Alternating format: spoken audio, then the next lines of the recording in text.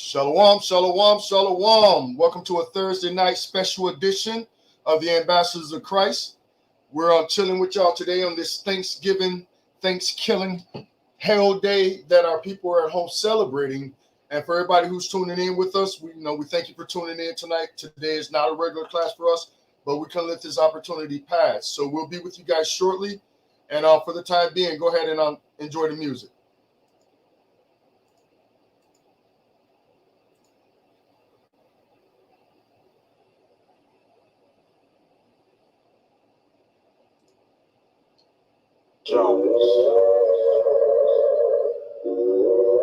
Domestic politicians keeping the streets safe. Globally recognized for keeping the banner held high. Priest Daniel Allah, Ashasha Allah, Officer Zayed.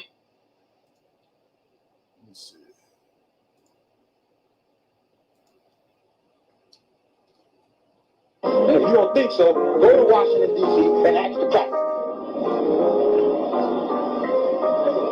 Those are law books.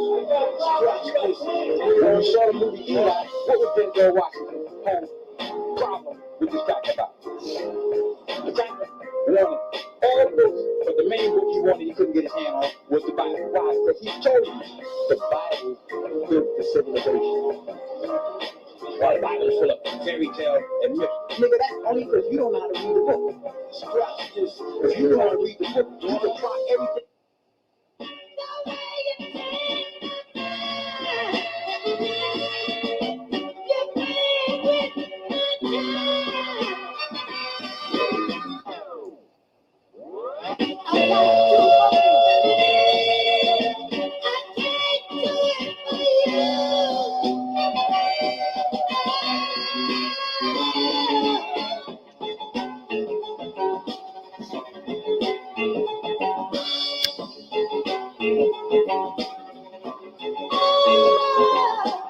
Seven, completion, Zion, weapon of Yah, Yahweh, lion.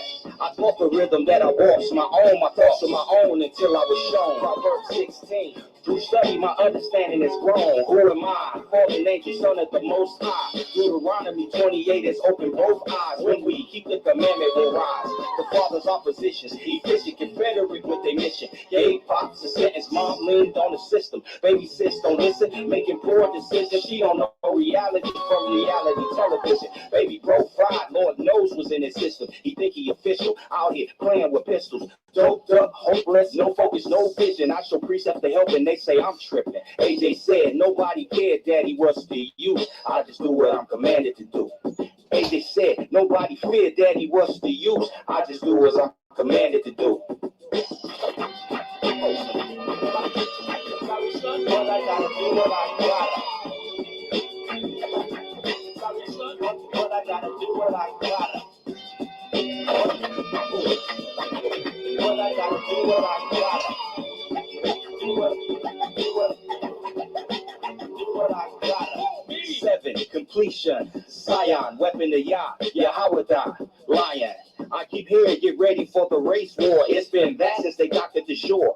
Buck breaking, gator baiting, experimented into sneaky swine and astrazine and things that we eat. Bubble in space, offer trouble in Jake. They think they can anticipate our Messiah's arrival. Misinformed by schools, church, and Wikipedia. Looking like fools and whores on social media. I understand it's judgment for disobedience. The constant attack of the devious is tedious. Nobody cared, daddy was the youth. I just do what I'm commanded to do. AJ said nobody feared, daddy was the youth, but I just do what I'm commanded to do. What I gotta do, what I gotta.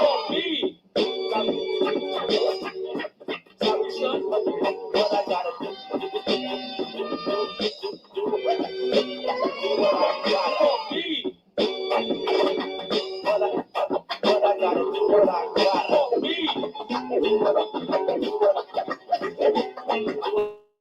What I gotta.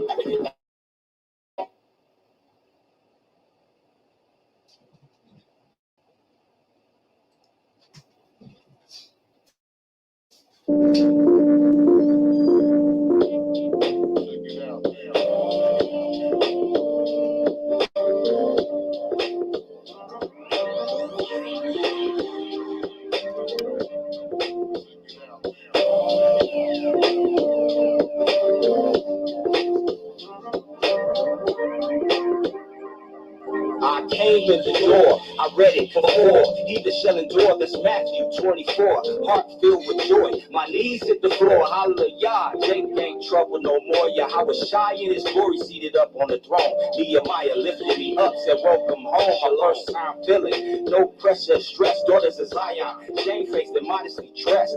All look regal and all look royal. Meat offerings for Yahweh, flour mingled with oil. Paul saluted me, nodded and tilted his cup. Isaiah, Peter, and Joshua was just chopping it up. Moses slammed down his hand and yelled domino. On Shadrach, Meshach, and Abednego. The heathen hauled water uphill, commanded a Noah. Hamashiach dipped his finger and said, keep the party going. Knowing that you hoping that what he's spoken doesn't fall upon your name. But you're gonna be the tokens of what you sowing. Let's just see if you repent. You can tell by his life as it feel like the night through a crash with the waves. A rich man, you might wanna change your way. When I'm alone in my room, sometimes I stare at the wall, and in the back of my mind, the divine creator of all things, in the earth below and heaven above, opened my eyes and showed me what was love. Life and death before me is set. Zion, here it is. Just keep my commandments and live. That's what I did. I'd be lying if I said that it was flawlessly done, but perfected by 1 John and 1. Back to the scene, pristine. Nana gave me a plate. Solomon need a partner for space, as do I play. Glance to my left when I heard a voice coming. Children, to be careful and stop running. My wife was stunning. I asked, yo, who is that from? Ezra said that's Mordecai's cousin. Our movement stops when we heard the blast of the shofar. Heads lifted and we praised our Lord. We got no I'm knowing that you hoping that what he's spoken doesn't fall upon your name. But you're gonna be the tokens of what you sowing. Let's just see if you remain. You can tell by his life as it feel like the night through a crash with the waves. Or if you might wanna change your ways.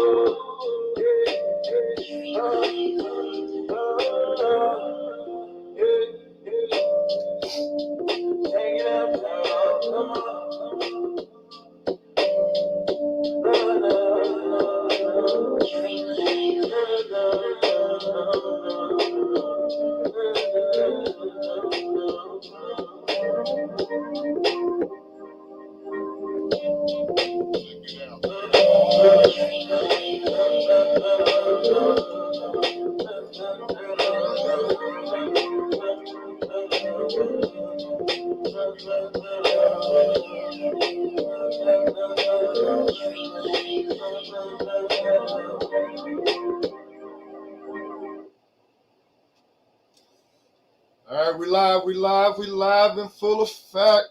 Kwam Yashala. Shalom. Oops, let me kill that.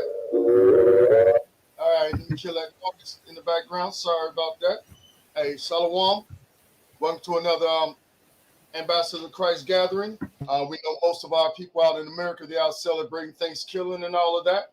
And obviously, we don't celebrate them days, so we just decided we get with you guys and give a quick little breakdown on why we don't celebrate Thanksgiving, a little bit of history behind Thanksgiving, and what the scripture says about keeping pagan holy days and things of that nature. So what I want to do,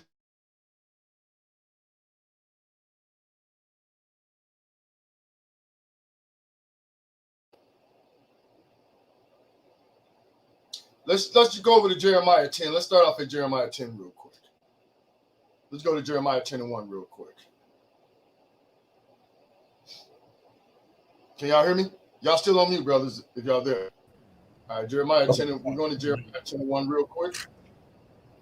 And just real quick, I'm Ambassador Yabatazar. Y'all want to introduce yourselves, brethren? Hey, Yabatazar, you're freezing up just a tad bit. Oh, freezing up? Oh, wow. Okay.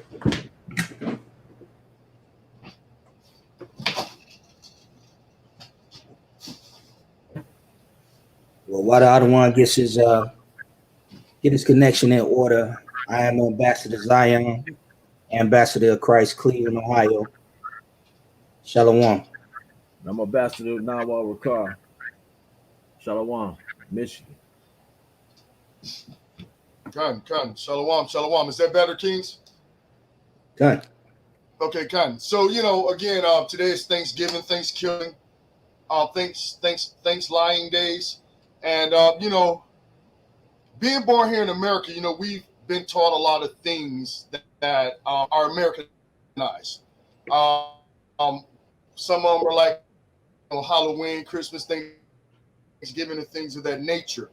And when you sit back and look at the annals of history, and you go back and you talk with family members, like I'm one that my great grandmother, she was Native American. This much I know for a fact because I questioned her about her identity coming up. And once I got the understanding of who she was, I really, really started thinking about it. Like, wow, why would we celebrate Thanksgiving if it's the slaughtering of the so-called native people or the indigenous people, or as we say in the nation of Israel, the 10 tribes of Israel that, were scattered abroad, that came over from the land of Assyria. So when we look into the history of Thanksgiving, you can't ignore what it was. It was a massacre. America puts it out there like it was this great gathering that the pilgrims sent an invitation miles away to the Native Americans to have this great feast. And we hear that history, and a lot of times we just run with it. All the Native Americans and the pilgrims came together. They were in unity, and the first Thanksgiving was celebrated. But when you really look into the history of where the pilgrims came from and what they were celebrating in their homelands, and then what they brought over here to us, obviously it's pagan, it's not scriptural. And when you go into that history, it really gives you an eye-opener about what's behind this holiday, why our people celebrate it, why Babylon the Great, which is America, celebrates this holiday, and is this holiday destructive to our own people? So my question to the viewers is, if they had a holiday called National Hanger Nigger Day, what we gonna celebrate? We would celebrate that too. I don't want you already know, man. Our people, we're lost and confused. You know what I mean? We're lost and confused. We'll change it. We'll change it into the meaning into something different than what it was. And just to land me back off of what you spoke about the history of the natives and the pilgrims coming together, man, there is absolutely no proof of that whatsoever. You can go back in the history books, and there's absolutely no proof of that. You know how it is, man. If you tell the lie long enough, it becomes the truth. So that is absolutely, you cannot find that anywhere in history. Con. And the crazy thing about it is, a lot of times our families say, hey, we know the history of Thanksgiving, but it's a time to gather as a family, right? But we call ourselves believers in Christ, all Christians and blah, blah, blah, Catholicism. But when you read in the scriptures, it tells you certain things to do and certain things not to do. Yet, when you go into the origins of America, when all those pilgrims, all those different people came from Europe and wherever they came from, they brought all their pagan traditions and merged them into America. And Christianity just absorbed it all in. Why? Because they wanted all people to be up under one religion, one thought process, and one belief system. So what they did was they had to trim the ways of the Bible and the laws of what it gave as far as what we should do and what we should not do, and with the mixing of all these different people, because America's a great melting pot, right? We can agree on that. It's like a pot of gumbo with a whole bunch of abominations: crab, shrimp, lobster, swine, shitlings, things like that. I seen somebody made a great meme about shitlings as ass noodles. So a lot of people are eating ass noodles for Thanksgiving right now. And it's just crazy that when you really think about it and you have an understanding, like I'm almost 50 years old. I've been understanding this for almost 30 some years of my life about Thanksgiving, if not longer. So anyway, let me go ahead and read Jeremiah 10:1. Jeremiah 10:1 says, hear ye the word which the Most High speaketh unto you, O house of Israel. Thus saith the Lord, learn not the way of the heathen, and be not dismayed at the signs of heaven. For the heathen are dismayed, for the customs of the people are vain. Now we know this is going into talking about cutting a tree out of the forest, the work of the hands of the workmen, and all of that. But the customs of the people, and Thanksgiving is one of the customs, is vain. It's a vain celebration. Just think about it. Us three brothers right here. We, speaking hypothetically, we run in your house and we commit a genocide upon you and your family. Move ourselves in your house. Generations later. And now all of a sudden your great descendants we're inviting over for this great feast to celebrate your destruction. I asked a lot of African so-called black people this in America. Where were we at during the first Thanksgiving? The second and third Thanksgiving? Or when we came to America when Thanksgiving was being celebrated when we landed on these shores? In captivity, in slavery, still in the cotton fields, still being hung, still being castrated, still being murdered. So I ask you, why would you celebrate something that was not privy to you or your ancestors or your elders, your forefathers and foremothers prior to modern times, right? So let me see what I want to grab real quick. Let's go to Deuteronomy chapter 12, verse 29. I'll get that for you, Adawan. Okay, come. It's the book of Deuteronomy, chapter 12, verse 29. And it reads, when the Most High power shall cut off the nations from before thee, whither thou goest to possess them, and thou succeedest them and dwellest in their land. Read. You going? Uh-huh. Verse 30, take heed to thyself that thou be not snared by following them. After that, they be destroyed from before thee, and that thou inquire not after their gods, saying, how did these nations serve their gods? Even so will I do likewise. Verse 31, thou shalt not do so unto Read the Lord, 31. the Lord thy power, for every abomination. I think we're freezing up real bad. I think that's your end on it. Yeah, it must be mine. Go to read 31, King. Yeah, it's freezing up. I see it hourglassing. Okay, 31. Thou shalt not do so unto the Adawan thy power, for every abomination to the Lord, which he hateth, have they done unto their gods. For even their sons and their daughters, they have burnt in the fire to their gods. Kind of the one. So obviously, the Most High is telling us, even back then, that we're not to be snared by following after the heathen, following after the other nations. But you know, Israel is a rebellious and stiff-necked people, right? It says that we're not supposed to inquire after their gods. So give me 1 second. I'm gonna share my screen share. I'll share my screen shortly. I'm looking for a couple of things. I got a few tabs, and I want to see where I want to go first. Let's see. Let me see. All right, yeah, let me go here real quick. Give me a second.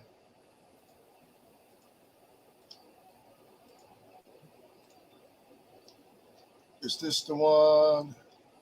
All right, so I want to go here, right? So when we go back into history about Thanksgiving, right? It's a Greek pagan European harvest festival. It's a harvest festival, and basically what it was dealing with was feminine consciousness in ancient Greece, right? Before we even get into the Native Americans, Thesmophoria, which is a pagan name for Thanksgiving, going back to the consciousness in ancient Greeks. If you know anything about the ancient Greeks, you know they're a very perverted people. These were people that Hellenized our people, that conquered us, right? And put us into slavery, right? So when you get an understanding that the Thanksgiving tradition was about feminine consciousness in ancient Greece, right? So let me see. It says, in most highly anticipated religious festival of the year, Women came from far and wide to gather in their cities to celebrate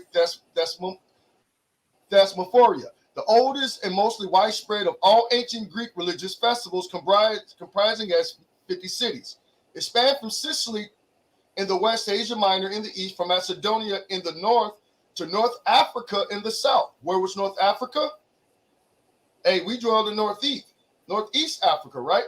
It says, scholars believe that its expansive nature within the Greek world is testament to its prehistoric origins, primarily a fertility cult. The Thesmophoria ushered in sowing season and was one of a series of fertility cults devoted to humans as well as crop fertility, right? So I'm going to drop down to a couple of key points because I'm not going to read all of this. Let's just see if my screen will drop me where I want. It says, why was the Greek women's festival in hyper-patriarchal ancient Greece given such prominence in greater society?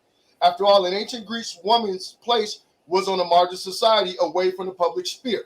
Sounds like the white woman's suffrage movement, as you're kind of getting a glance of it, right?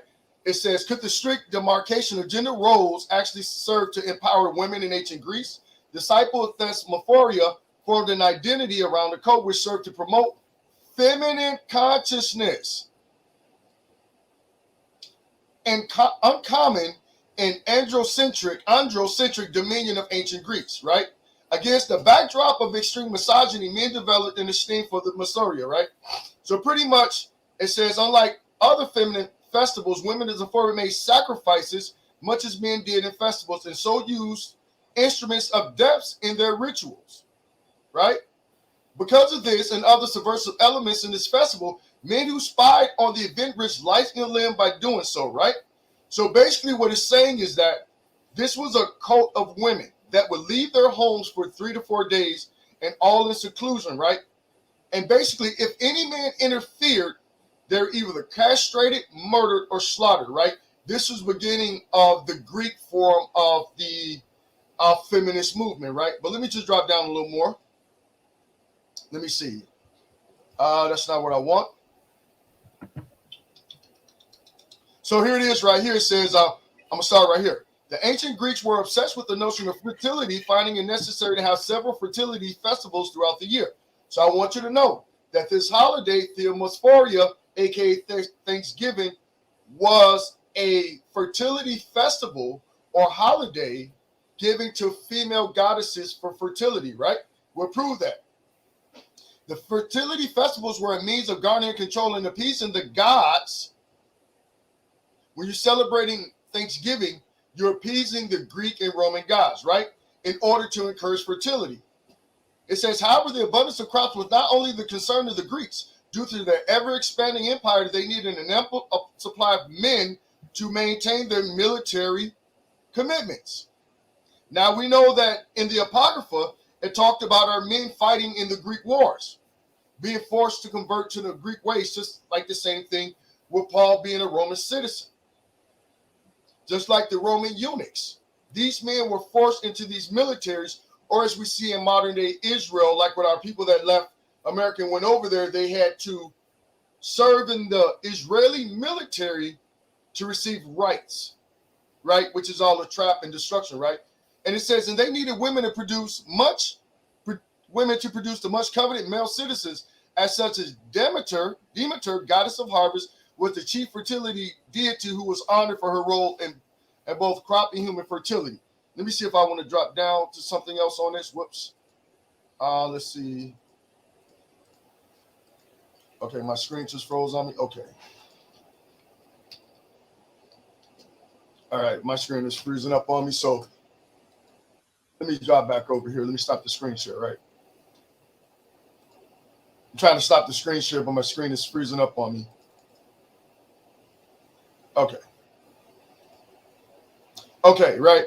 So when you go into these things, right, we understand that Thesmophoria was a fertility harvest. And if I didn't have my screen freezing up, it would give you the different examples in the historical writings of the Greeks that when the men tried to interfere or whatever, they put them to death. They stabbed them up. We saw the instruments of death, right? So why would they use instruments of death other than to what? Commit death, murder, kill, right? So when we go into this history and we look at what was going on at that time, the feminist movement, there was a lot of it was also a sexual cult, a lesbianism cult, right? And they did a lot of abominable things during those times to harm. Froze up again.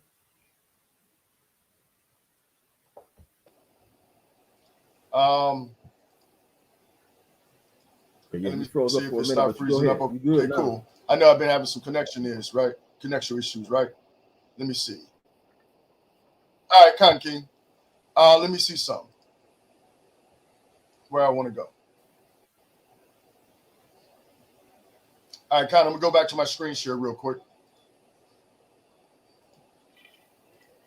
And let's see, where's I want? No, that's not what I'm looking for. No. All right. So this is going right back into it, right? Tell me what you think the most systemic racist issue is. What is Wait it? a minute. Well, I would say that because black people, in many cases, were descendants of I got slaves, something that in the background. racism as an institution, that it just 2000, a certain amount of it just exists. 2015. That is Give me the most blatant racist here it is, example right you here. I can come see up with it. right now. I see what's going on. I think you could I just found probably it. find evidence that Okay, yeah, I'm having some issues over here. My screen is freezing up on me. All right, maybe this will stop. Kill that. Make sure ain't no other YouTube windows open. Yeah, I'm getting real horrible reception right now. I don't know why. Okay, let me see. Okay, come. All right, so I got that out the way. Let me get back to my screen share real quick. Salakia. So what I wanted to show you guys just a little bit about more of this Greek history in regards to what they were celebrating, right? Let me see. Is this it? All right, I think this is it.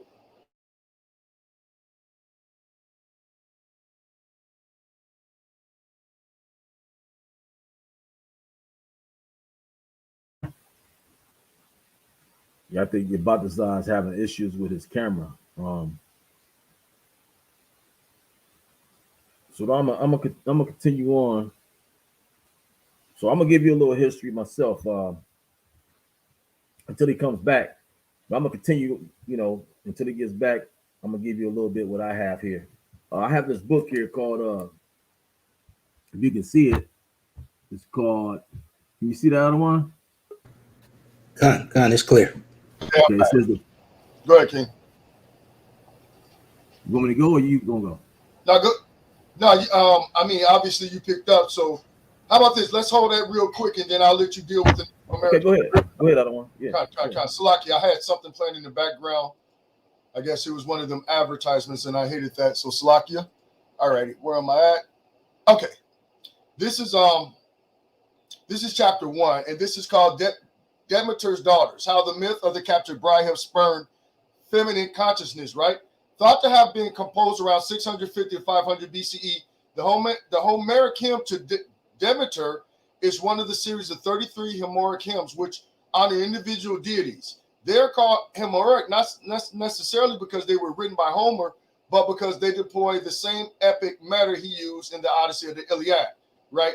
So there's no record relating to the performance of this, right? So I'm just to drop down because that's not what I wanted. All right. The antecedent notion that leads up to the narrative found in Homeric hymn from Demeter. And if you remember in the other screen, the goddess of that time was Demeter, right? So it says, hereafter called the hymn is important as her story. Zeus, Lord of the gods. You see that? Zeus, the Lord of the god, rapes his sister Demeter. The product of that rape is Persephone, right? Also known as Cori the maiden. So when you go back into Theomosphoria, Demeter is the major god and Persephone is her sister, right?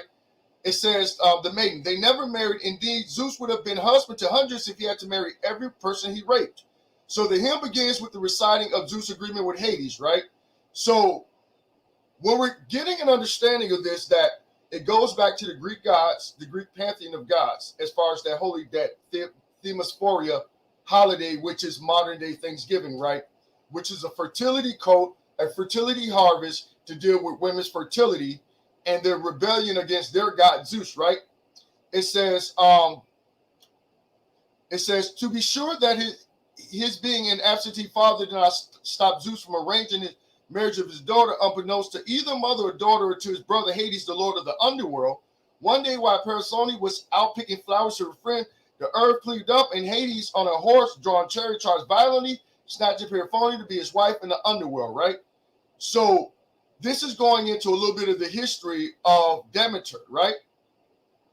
Demeter was inconsolable. Finally, on a day, Tiamat, a pre-Olympian goddess, informed her of Persephone's rape, which she had seen with her own eyes. Seeking the guidance of Helios, the god of the sun, Demeter asked that he use his rays to help to determine who's behind the attack, right? So when we're going into all of this nonsense, it's dealing with women rebellion against men during the Greek customs. I guess they were raping the daughters and all of that in their pantheon, and this spurred the so-called underworld or religious movement of Thanksgiving or Themistophoria, right? Another thing that we have to understand that when we go into this history, it also goes back into ancient Greece, right? The pagan origins of Thanksgiving, right? It says that in America, it's believed that the first Thanksgiving took place in 1621, but this was not the first time people gathered to give thanks for the autumn harvest. In fact, people have been celebrating the harvest for millennia. Our Thanksgiving meal is just a modern incarnation reflecting these ancient celebrations of autumn abundance. Most of our modern holidays like Christmas, Easter, and let me just zoom my screen a little bit for the viewers. Most of our modern holidays like Christmas and Easter are a combination of pagan Christian traditions. Thanksgiving, on the other hand, does not have much of a Christian influence. Did y'all hear that, brothers and sisters? Thanksgiving doesn't have anything to do with your Christian beliefs or your Christian religion, right? It says, while Thanksgiving is not tied to any specific religion, its traditions are quite similar to a number of ancient pagan harvest celebrations. For example, in ancient Rome, they celebrated the holiday of Cerealia, which honored the harvest goddess of grain called Ceres. There are about 100 different harvest gods and goddesses from Greek and Roman cultures, so it's clear that celebrating the harvest season was a key feature of their spiritual beliefs. Harvest celebrations were vitally important during Celtic and Anglo-Saxon times. In Britain, these traditions evolved into a holiday called Harvest Home. Historically, the date of the Harvest Home differed each year as it was celebrated when all the autumn crops were finally harvested, right? So let me just drop down to some. It says right here, and it says, in addition to Harvest Home, a separate religious holiday called the Days of Thanksgivings was practiced in the Church of England, in which set people aside one religious day or they're choosing to give thanks to God. Now we got to remember something. Which God are they talking about? Which God? Are we talking about Demeter? Are we talking about Zeus? Are we talking about Hades? Are we talking about Caesarea? Which God are they talking about? It says we get the Thanksgiving from this Christian tradition, while feasting commonly associated with Thanksgiving largely derives from Harvest Home celebrations, right? So let's go into some of these symbols, right? It said there are three symbols that are common to Thanksgiving celebration. The cornucopia, aka the horn of plenty, the turkey and the corn. All these symbols were viewed as a very important among pagan society. Let's begin with cornucopia, which was an important symbol in ancient Greece and Rome. A cornucopia is a home-shaped basket that is usually filled with harvest fruits and vegetables, right? The symbol goes back to a story from ancient Greece where a goat pulled off his horn and offered to the god Zeus. This was a magic horn that would refill indefinitely with food and drink, ensuring that Zeus would never go hungry. To give thanks to the goat, Zeus made the goat's image into knights, which became the constellation, which we now the Capricorn, right? So here it is right here, this image right here. This is the image of the Capricorn, which goes back to the harvest holiday or harvest feast, the harvest of fruits and vegetables, right? It says cornucopia was also incorporated in statues and money across ancient Greece and was often used in representation of the goddess of grain Ceres and the goddess of luck Fortuna, right? Fortune, the wheel of fortune, the goddess of fortune. For all you gamblers, gambling away your life, trying to win the lottery, shaking the dice, trying to strike the lucky 7 to win that fortune, right? It says the cornucopia has made an appearance in American currency. After all, the cultural identity of early America is largely inspired by ancient and Greek culture and their systems of government. The next symbol I want to mention is the turkey, which is the centerpiece of the American Thanksgiving dinner. And this is where the brother's going to come in real quickly. Eventually, Ambassador Nawa. It says many Native American tribes view turkeys as a symbol of fertility and abundance, as a totem animal. Turkey reminds us of the importance of our relationship. Now, I'll attest to this. I'll tell you, brothers and sisters, to chew the meat, spit out the bones. There's no evidence that the Native Americans viewed the turkey as a symbol of fertility and abundance. But we know when they came over to America that they did not keep the commandments of the Most High. They did go into paganism and idolatry, right? It says, as a totem animal, turkey reminds us of the importance of our relationship with the land, as the land is our source of nourishment and sustenance, right? Turkey feathers are also viewed as especially important and are used in ritual wear and smudging ceremonies, right? So let's go back to this part right here. Sports, part 3. One last thing comes to mind when I consider modern day Thanksgiving celebration, that is football, right? So why would something like football be connected to a harvest meal? Well, Celtic pagan harvest festivals usually included some type of sport or competition. For example, during the harvest festival called Lungish Nasa, people would participate in the Celtian games, which included sports like archery, wrestling, and chariot racing. Another famous Irish pagan harvest festival is Samhain, which is historically, and just to give you brothers and sisters an idea, that Samhain goes back into Halloween, right? And it says, which historically was the time to gather the whole tribe together for feasting and athletic competitions, right? So in other words, we understand that this is the paganism of Thanksgiving. Thanksgiving has nothing to do with our history, our customs, or our traditions. It is a white man's holiday for worshiping their gods, a woman's holiday of being able to separate themselves from their husbands for 3 days in a cult-like gathering of nothing but women, with the murder and destruction of men who watched or interfered or tried to partake. If you know anything about the Greek islands or Greeks, you'll know about the goddess Diana, which is where you get your Wonder Woman character from in your Marvel comic books or your DC comic books. Wonder Woman, she was a Greek goddess, the goddess Diana, right? And if you know anything about those women, those Greek women,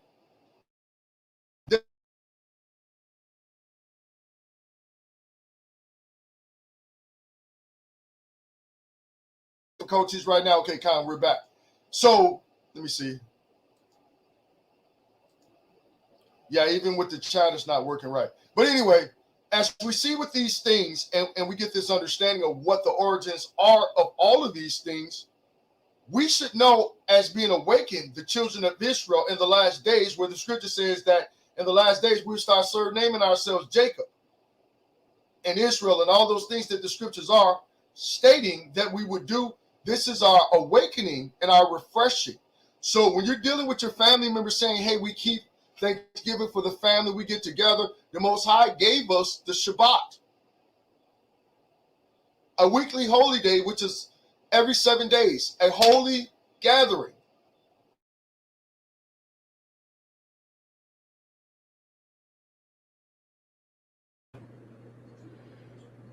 I don't want us having some technical difficulties. So just to land me back on what he was bringing out, I just want to go to a scripture.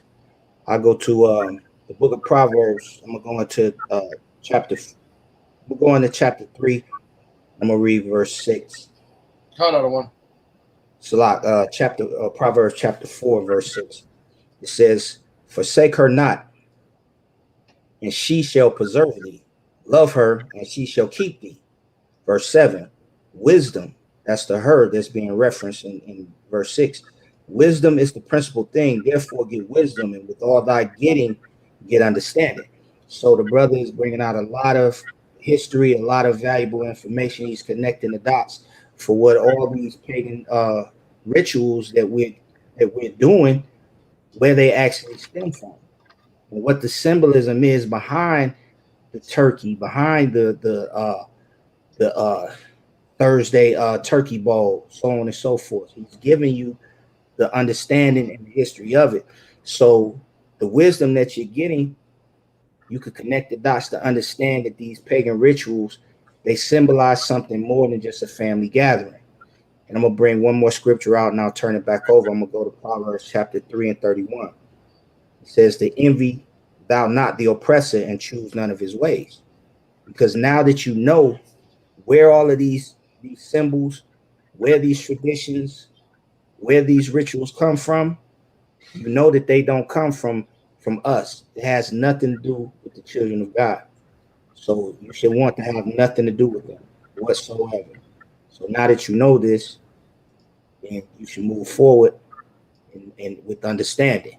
So I'm gonna turn it back over to Ambassador Yabatazar. Khan Adawan Khan, and I apologize. I'm getting some horrible reception over here. I didn't hear everything that you brought out, but I already know that it was in spirit, you know. Let's jump over to the book.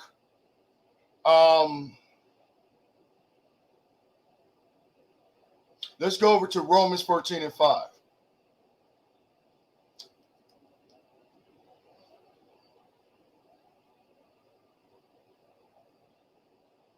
Right, so I just want to read Romans 14 and 5. It says, "One man esteemeth one day above another. Another man esteemeth every day alike. Let every man be persuaded fully." Salakia, let every man be fully persuaded in his own mind. So the question is, we're not here to prove anything to you. We just want to put the information out to you. It's like the scripture says, you're going to be persuaded in your own mind. And the scriptures clearly tells us not to lean onto our own understanding, right? So now we know about the sex cult, the feminist movement, the pagan origins of Thanksgiving, where it comes from, which is an Indo-European pagan day for worshiping their various gods, the pantheon of the Greek and the Roman gods. If you know anything about the Greek and the Roman gods, they're all the same gods. It's just that one language, the Romans called them by one name, but the Greeks called them by another name, and then they all got their names or those gods or goddesses from Egypt and other cultures, right? But I'll go ahead and digress. Sergeant Nawal, you want to jump in real quick for me, bro? Go ahead with what you got. Beautiful, beautiful, beautiful. Great lesson on history, brother. I got a little bit more history. I want to, like I was saying, I wanted to go into this book here. It's called The First Americans, right? The First Americans, right? And it says here on page 28, right? It says the effects of English and French colonization, right? And it says the idyllic image of a Thanksgiving feast. Idyllic. IDYLLIC, right? Which means extremely happy. The idyllic image of Thanksgiving, of a Thanksgiving feast, in which Native Americans and white settlers celebrated a successful harvest season. It says also belies mean spelled BELIES, meaning contradict, okay, falsify, cover the often bloody and most deadly effects of French and English colonization on the natives of North America. Right? All these images that they put up, it looks like it's glorified, it's beautiful. Right? They make it seem like it's the whites and the so-called natives got along with each other, which they did not. Okay? The first feast, yes, it says it here. It says the first feast probably did take place. The first feast did. Okay? I'm going to get Psalms 55 and 20 right quick. Psalms 55 and 20. I ain't going to be long. Not going to be long. Let me get Psalms 55 and 20. Shalakia. I'll read for you, other one. Okay, come. The water, other one. Psalms 55 and 20. Count out of one. This is the book of Psalms, chapter 55 and verse 20. Mhm. He hath put forth his hands against such as be at peace with him. He hath broken his covenant. See that? So it says he has put forth his hand. You cannot trust this white man, no matter what. Okay? When he puts the handshake out, when he takes his hand and he puts it out there, be very cautious about it. Because he's the devil. He's the devil that the Bible speaks of. Period. Okay? Read on.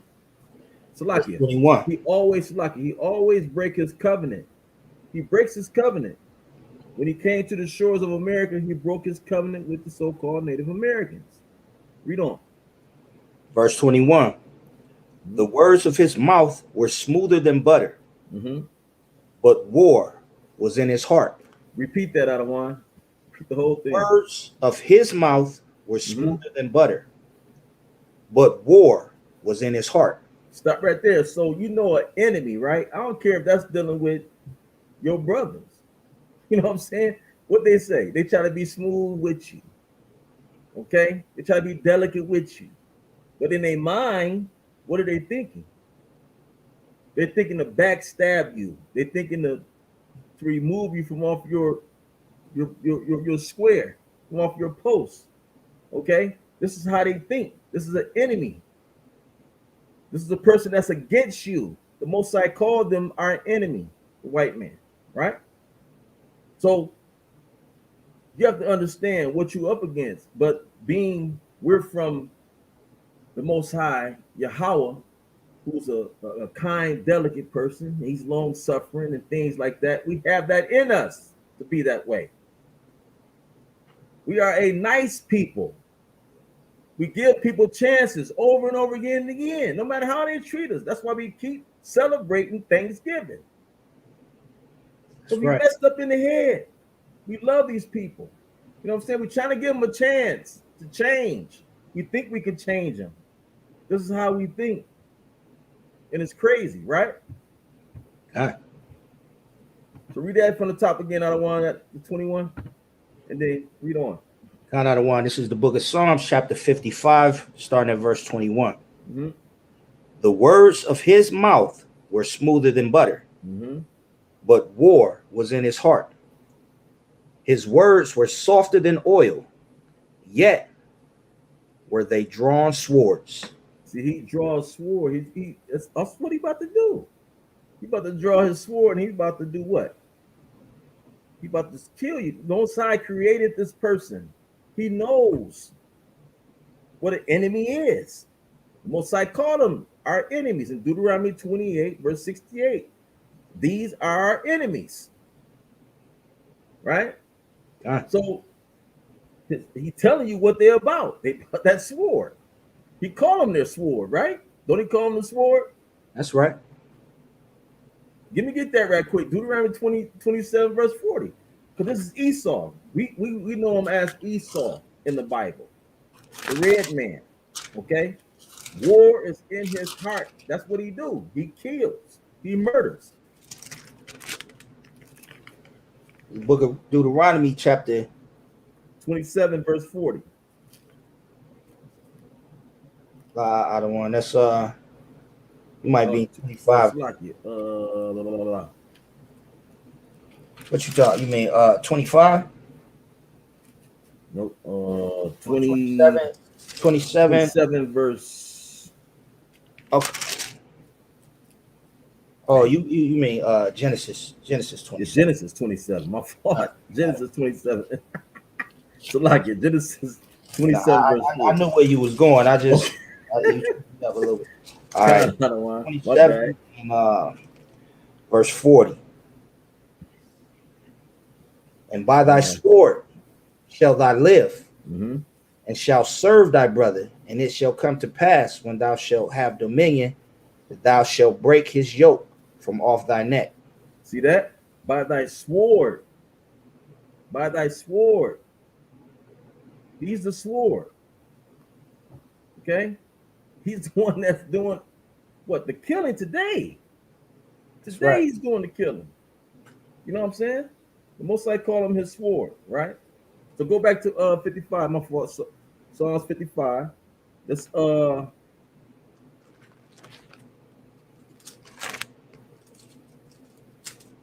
let's read that one more time.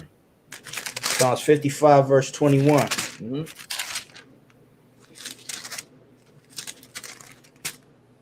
The words of his mouth were smoother than butter, but war was in his heart. Mm-hmm. His words were softer than oil, yet were they drawn swords. That's what he do. He came to talk to him sweetly with his lips.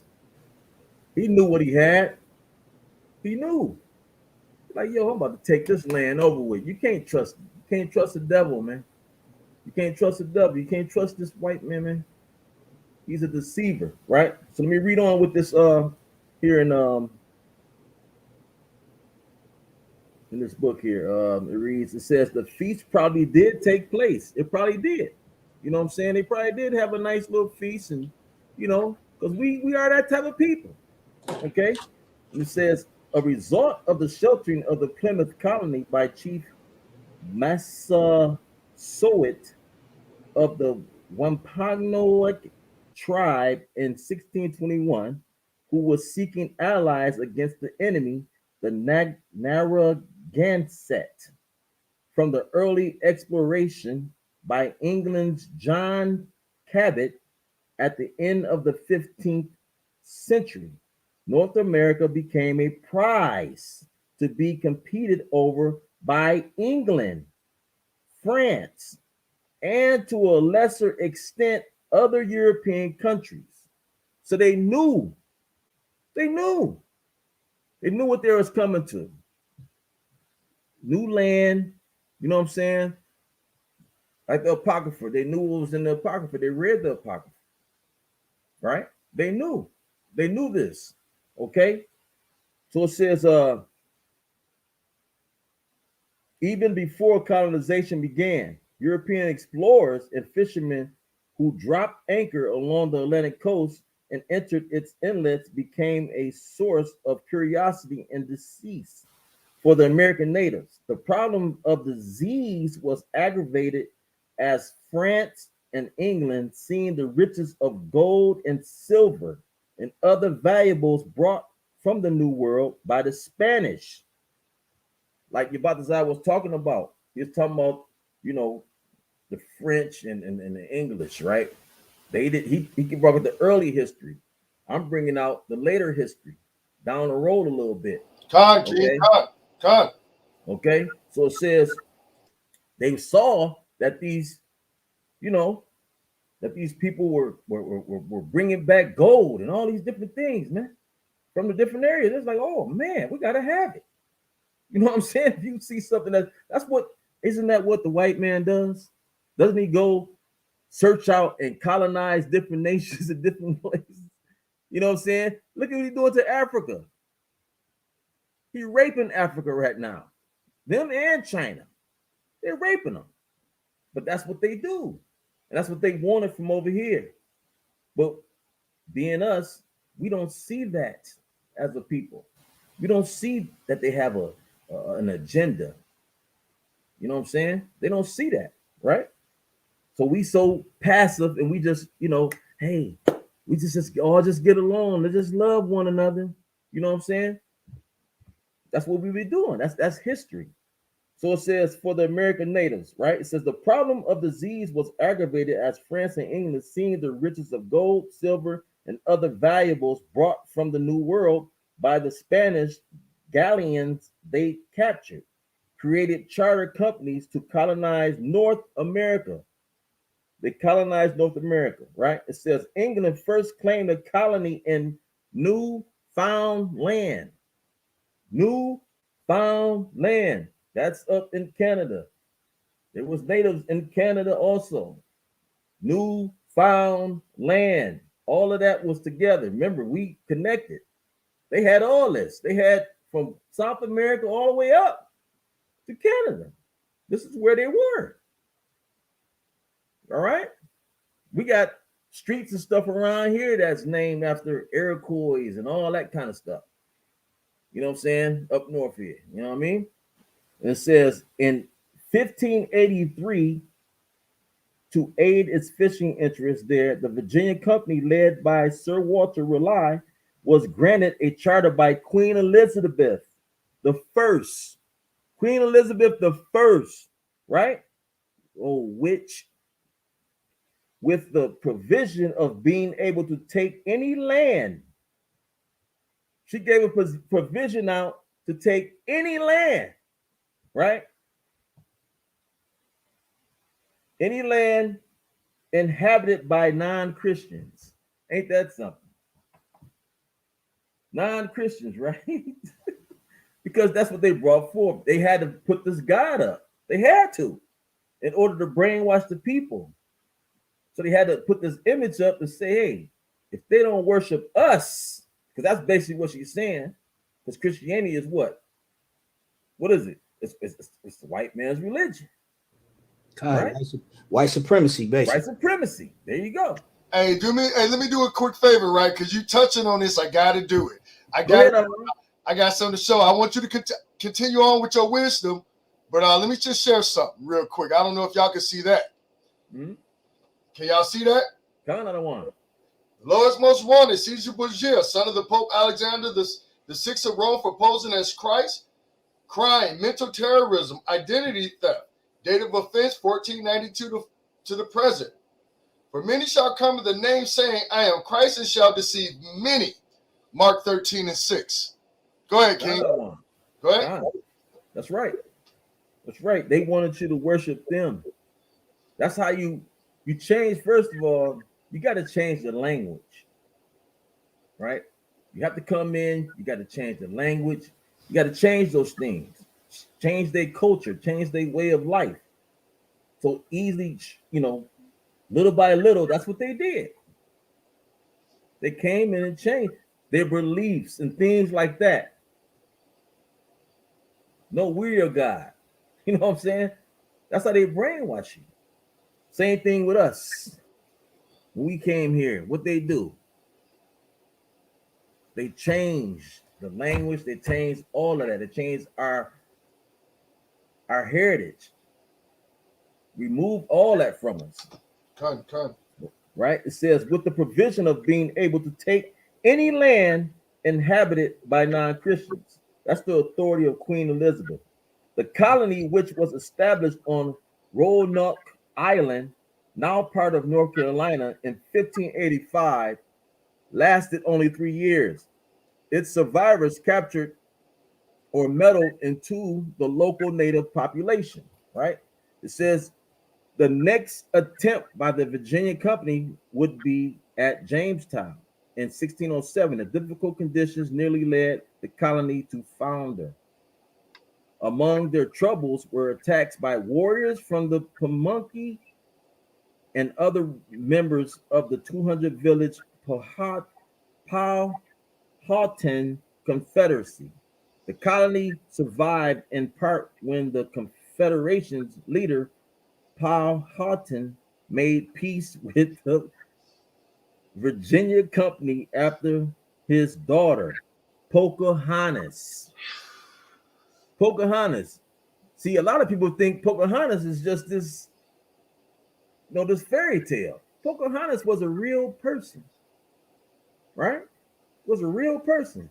Here's some history on it right here at the top. It says Pocahontas was born Matawaka, but her father, the powerful chief Powhatan, Powhatan, Powhatan, referred to her as Pocahontas, Pakahantes, meaning my favorite daughter. Captain John Smith claimed that the teenage girl put herself between him and the executioner's axe when Smith was a Powhatan captive. Whether or not this is true, she became the most famous Native American female among Europeans in the 17th century. In 1612, she was held hostage by the English and fell in love with. Who do you think she fell in love with? That's crazy. She fell in love with an Edomite, right? After her father went to war with these Edomites. Is that crazy?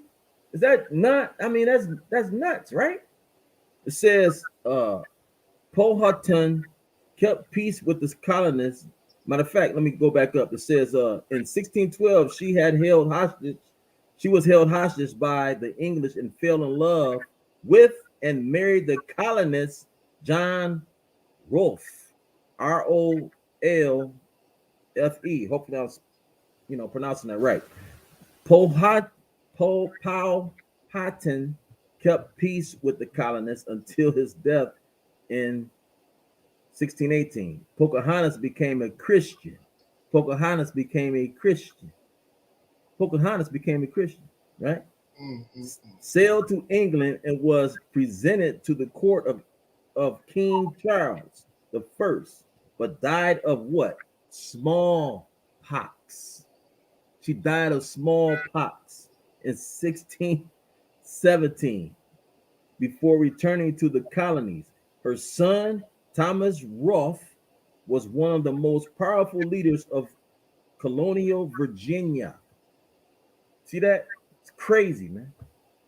Absolutely nuts how we think. We think if we get along with these people, and if we get together with these people, we're going to save and get, everything is going to be okay. Everything is going to be all right. And look what they did. They put smallpox within her. You see that? That's crazy. So let me jump down. It says, I'm going to jump down a little bit. Hey, Salaki Adawan, hey, you were talking about just a little while ago about them when they came over to these lands, right? And, the false treaties and things of that nature and, the deceptive way. So let me just get on Psalms 49 and 11, right? Mm-hmm. It says, you got that? No, you go ahead. Go ahead. It says, their inward thought is that their houses shall continue forever, and their dwelling places to all generations.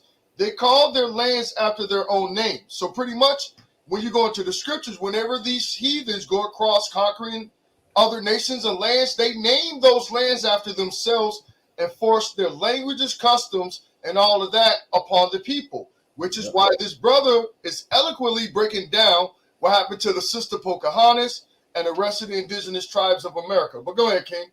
Con. And they conquered, you know what I'm saying? This is, what they do. They colonize different areas of the world. And then they put their name there, they put their flag up and all that. And say this is what it is. That's why you have 55 different flags in every land, right? Because that's what they do. They say, look, we conquered this land.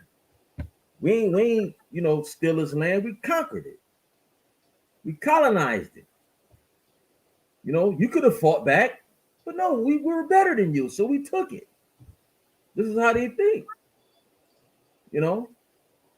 That's why we have to fight back. This is our enemy. We have to understand that, right? It says in the 17th century, right, the French began to found colonies in what is now Nova Scotia and at the mouth of the St. Lawrence River.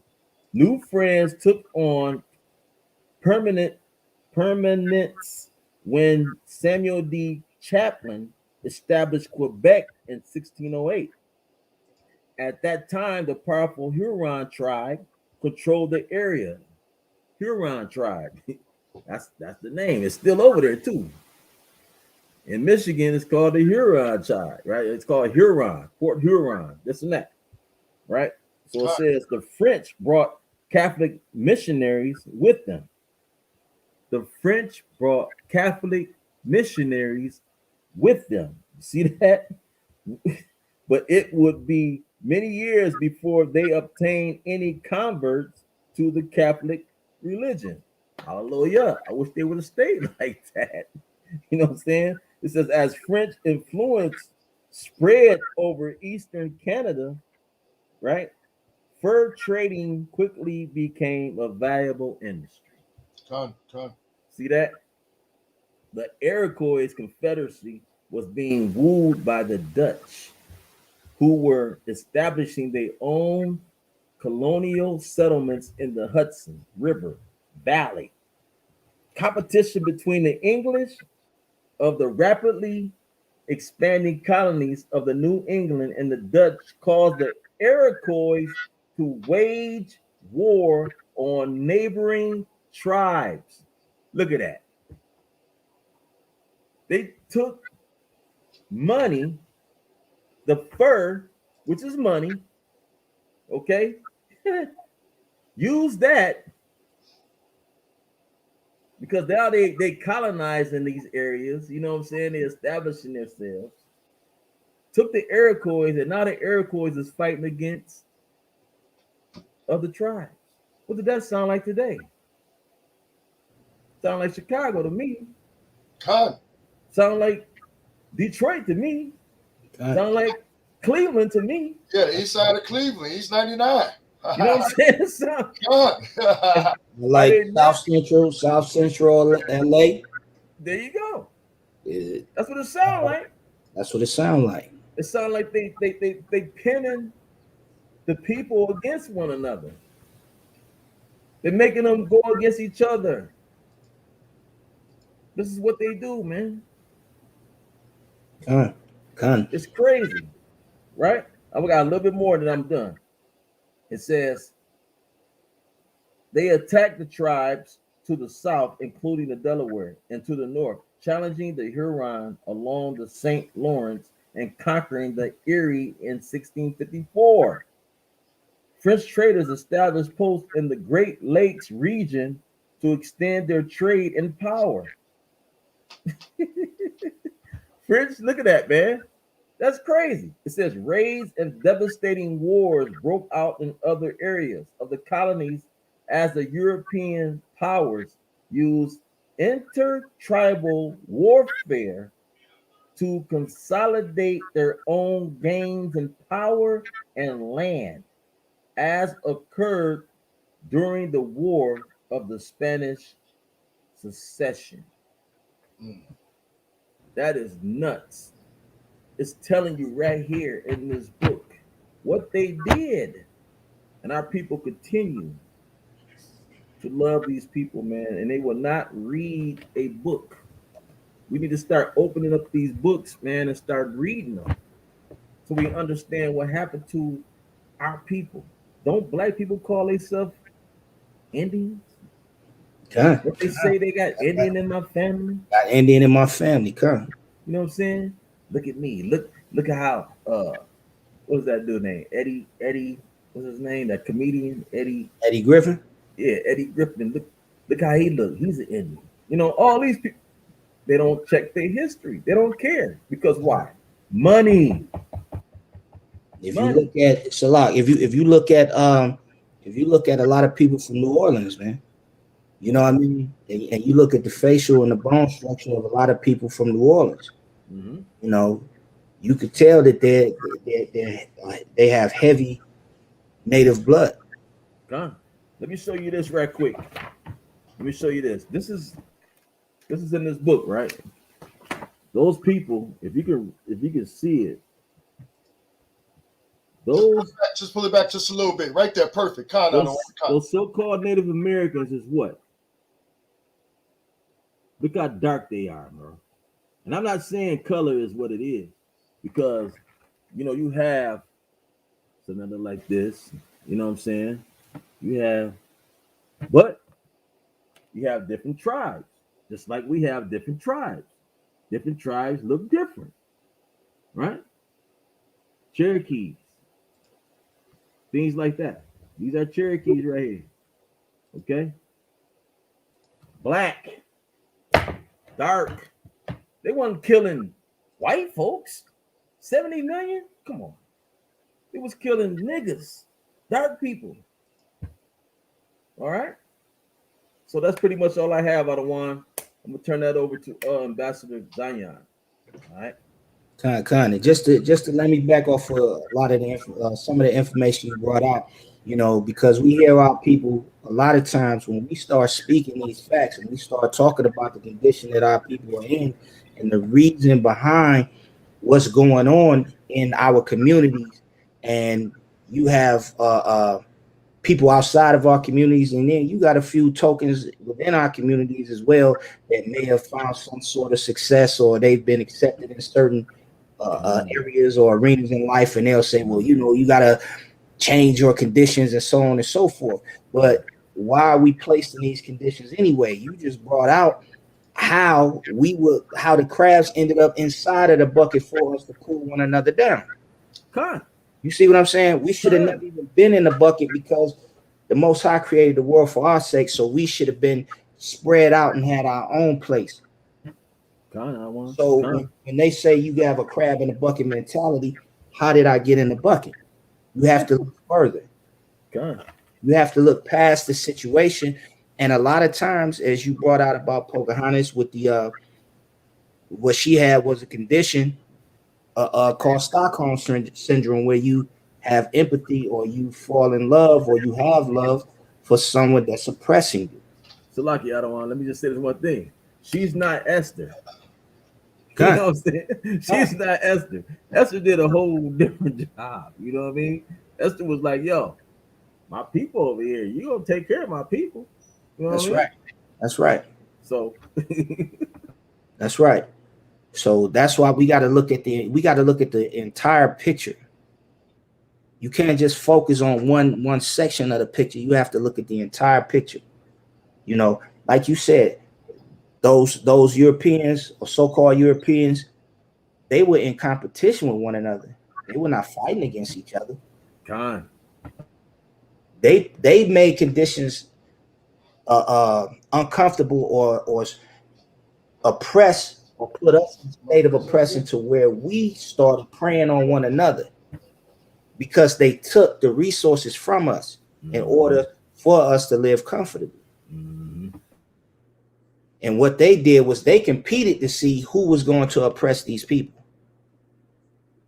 But the oppression still came from outside of our community, from outside of our nation.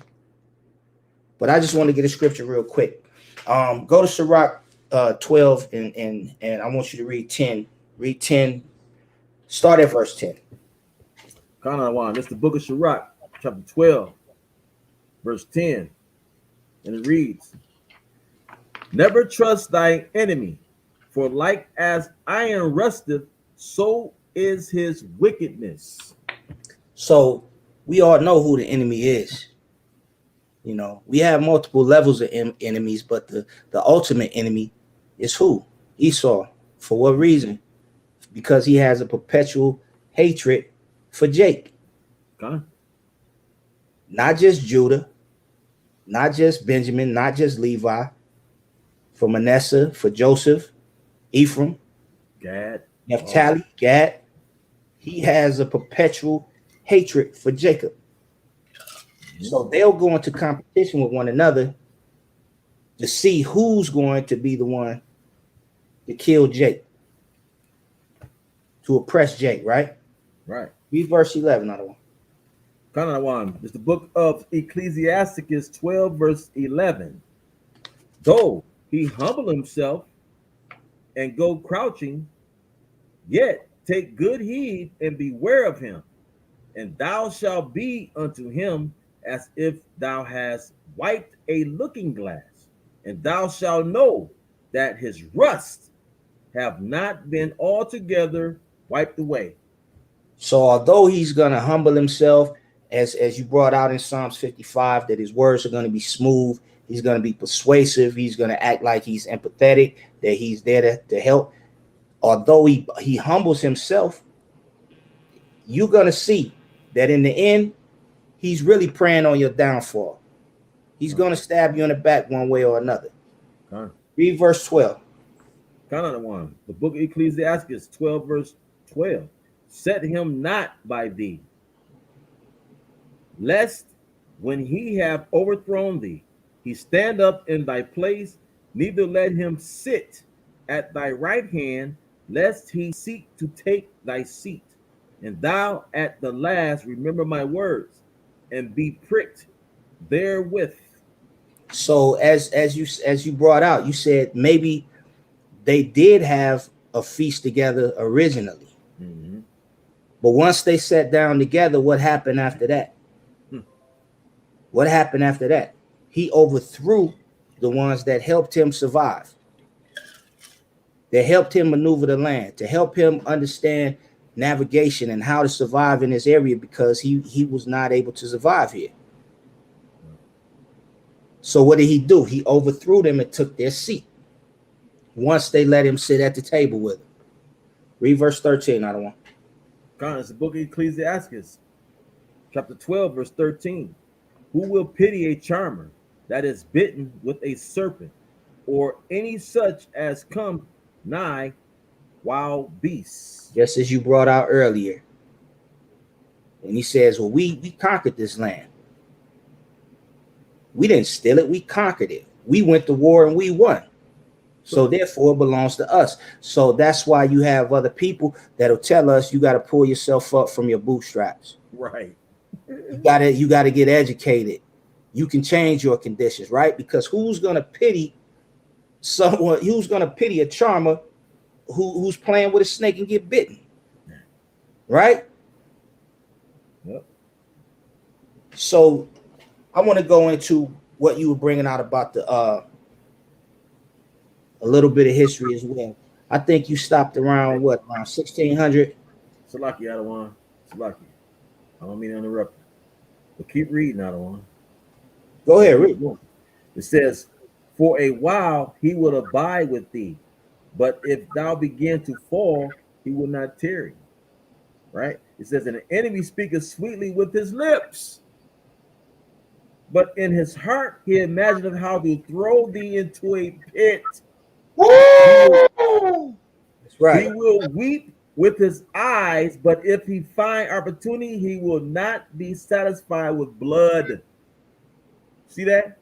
That's right. He's not satisfied with blood. He's not satisfied because he wants all of it. He wants your jewelry. Want it all. He wants everything. He want to conquer you, man. He want to colonize you. He want to make you what? A slave to him. He wants your identity. He wants your customs. Everything. He wants everything that you possess. Everything. You know? He's not just satisfied with killing you. Mm-hmm. He want to take everything that you have. Yep. That's it. Did you want to read the last two, or you want to stop there? We can stop there, Adawan. Kind of don't want. Okay. So as I was saying, I think that you stopped around the 1600s with the history that you had brought out, right? So I'm going to go a little further into the 1700s. We can't trust our enemies. And that's the mistake that we constantly make over and over and over again. And that's what happened to our Native American brothers in the past. We made over 368 treaties with these people, and they broke each and every one of them in shorter span than 100 years. I believe it was from 1778 to 1871. Over 368 treaties were signed documentation into law, right? It started with let me get the information so I could be more accurate. And you know what? I can share my screen too on this whole topic too. So go ahead. Go ahead. What you got, King? All right, 1 second. Let me bring it out. Okay. Yeah, that's exactly where I'm going, Adawan. That's exactly where I'm going. Con. All right. So, it started with the Treaty of Fort Pitt in 1778. From 1778 went to the Treaty of Greensville. But then President Andrew Jackson, he brought into law where you could remove Indians off of the land. The same thing you said that the Queen of England did, right?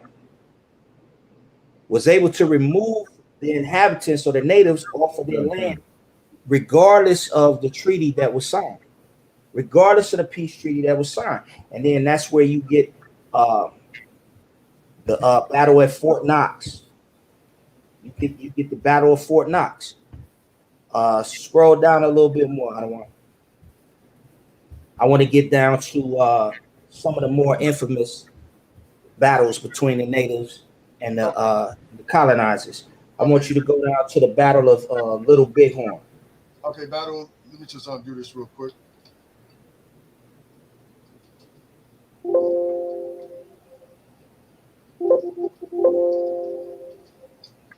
Let me see if it'll pull it up this way quicker. But if not, I'll go the regular way. Okay, here it is, right here. Cut. You got that? Okay.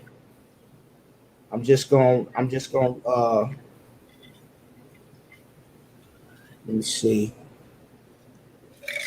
Icon. Let me find that on my end so that I could read it. So that's after the Battle of Greensville and Fort Knox, huh? Con.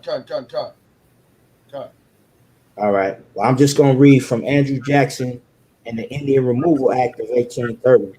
Okay, let me get there with you. I just had that. Give me a second. Let me get there. Let me go there so they can follow along on screen. Huh. You just want to scroll up just a little bit. I got it right here. Hey, Sergeant Yabatazar, can you expand that screen? Can you expand it a little bit? Is it too? Is this better or bigger? No, you're making it smaller. Okay. Go the other way. If you can. If you can't, don't worry about it. Now I got it up to 150. Is that better right there? That's good. Yeah, you can see that a little bit. Yeah. Count out of one. And I'm gonna zoom it just a little higher just to see if I get better resolutions. See if it catches up. Okay, go ahead. All right, Andrew Jackson and the Indian Removal Act of 1830. It says over the decade 1814 to 1824 that Andrew Jackson served as federal commissioner. He negotiated 9 out of 11 treaties signed with Native American tribes in the Southeast, including the Choctaws, Chickasaws, Creeks, Seminoles, and Cherokees, in which the tribes gave up a total of 50 million acres of land. Alabama, Florida, Georgia, Tennessee, Mississippi, Kentucky, and North Carolina.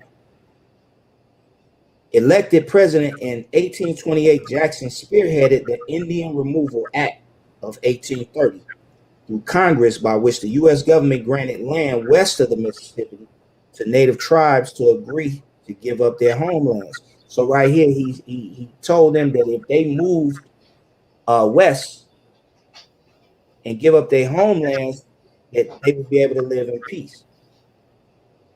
Through removal was supposed to be voluntary, but in practice, Jackson used threats and withheld payments of legal and military action to conclude nearly 70 removal treaties over the course of his presidency, opening up some 25 million acres of land in the South to white settlement and to slavery. Y'all see that? He went against over 70 treaties that were signed. Let's say Sirach 12, never trust thy enemies. Con. Never trust thy enemies. I want to bring a scripture real quick. Give me Daniel chapter 8 real quick. The book of Daniel chapter 8, and I want somebody to read verse 25.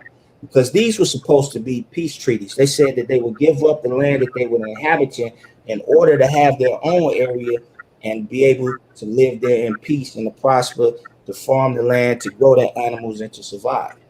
Con. I got you. These are what they call peace treaties. So Daniel chapter 8, verse 25. This is the book of Daniel, chapter 8, verse 25. And through his policy also he shall cause craft to prosper in his hand, and he shall magnify himself in his heart, and by peace shall destroy many.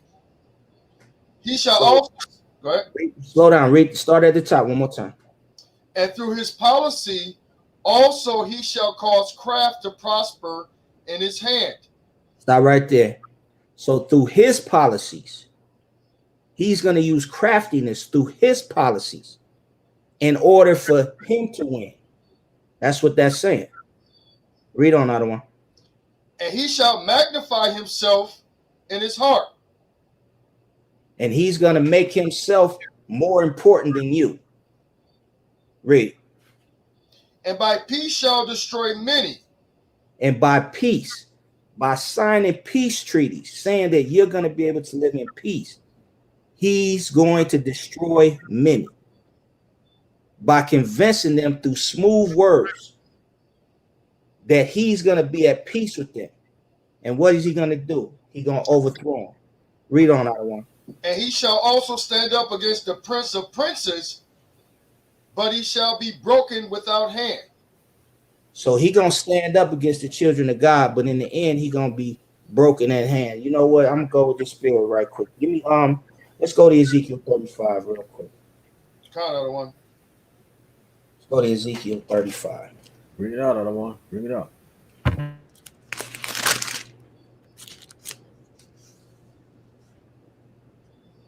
Hey, when you get down, I want to bring out something too, other one. Okay, Ken, give me a second. Count out of one. Count.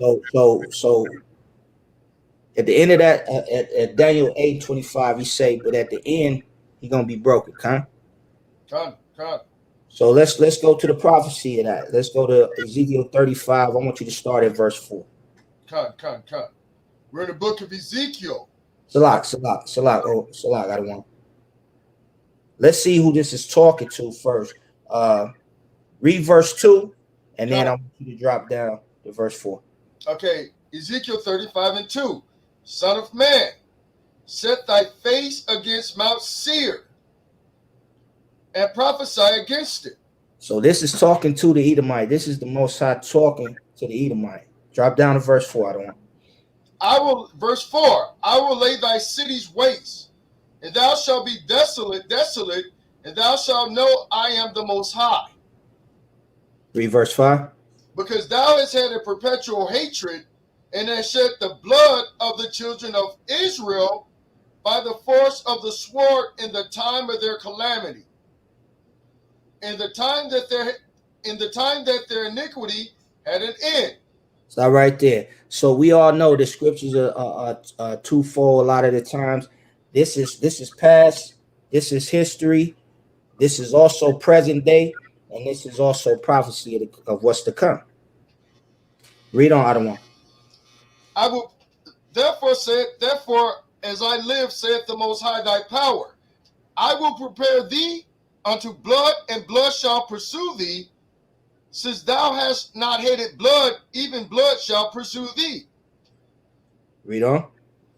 Thus will I make Mount Seir most desolate, and cut off from it him that passes out, and him that returneth.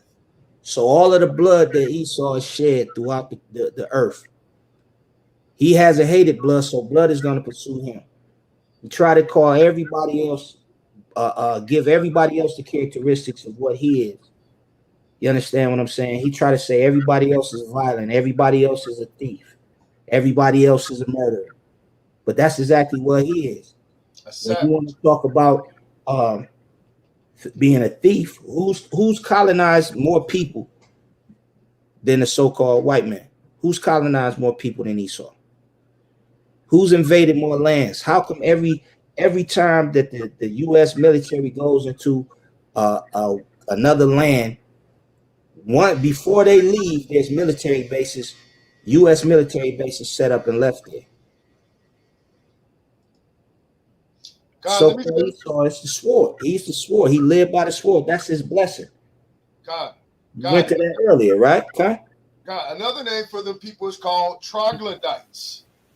If you want another name to address them as, is a troglodyte. And let me just show you something real quick. And I'm gonna give it back to Ambassador Zion. I just want y'all to understand who these people are, right? This is the definition of a troglodyte. A member or any of various people as in captivity who lived or were reputed to live chiefly in caves. A person characterized by reclusive habits or outmoded or reactionary attitudes. So pretty much it's saying that a troglodyte is a person who lived in a cave. So when we're dealing with these beastly minded people, you got to understand where they come from. Out of the caves of Mount Seir. Go ahead, King. Yeah, I've heard of that term before. So let's go back to it. We're talking about the sword and the conquering and his characteristics. Sergeant Nawab brought it out before. We're gonna go back to it. Let's revisit it. Let's go back to Genesis 27 real quick. Okay, let's finish up verse 8 real quick, and then we'll go from there. Ezekiel 35:8. Because this is the judgment coming, the prophecy.